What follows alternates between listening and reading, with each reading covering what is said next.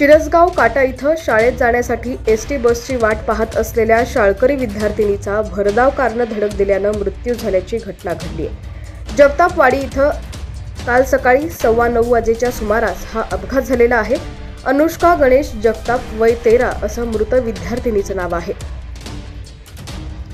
गणेश जगताप यांनी माणगाव पराटा पोलीस दूर क्षेत्रात याबाबत खबर दिलेली आहे।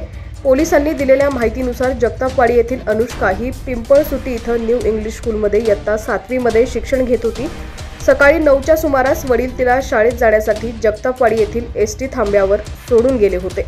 यावेळी इनामगावकडून न्हावरे बाजूकडून येणाऱ्या कारनं तिला जोराची धडक दिली। अमर कदम यांनी याबाबत तिचे वडील गणेश यांना फोन करून माहिती कळवली। दरम्यान दत्तात्रय जगताप, महेश घाडगे व चालक नंदकुमार संपत नलगे यांच्यासह मुलीच्या वडिलांनी अनुष्का हिला तिच्या गाडीत घेऊन न्हावरे येथील ग्रामीण रुग्णालयात नेलं, परंतु उपचारापूर्वीच तिचा मृत्यू झाल्याचं डॉक्टरांनी सांगितलं। वाहतुकीच्या नियमांकडे दुर्लक्ष करून वाहन भरधाव चालवून मुलीच्या मृत्यूस कारणीभूत ठरल्याप्रकरणी माणगाव पराटा पोलिसांनी नंदकुमार संपत नलगे या वाहन चालकावर गुन्हा दाखल केला असून पोलीस निरीक्षक ज्योतिराम गुंजवटे यांच्या मार्गदर्शनाखाली अमोल गवळी तपास करत आहेत।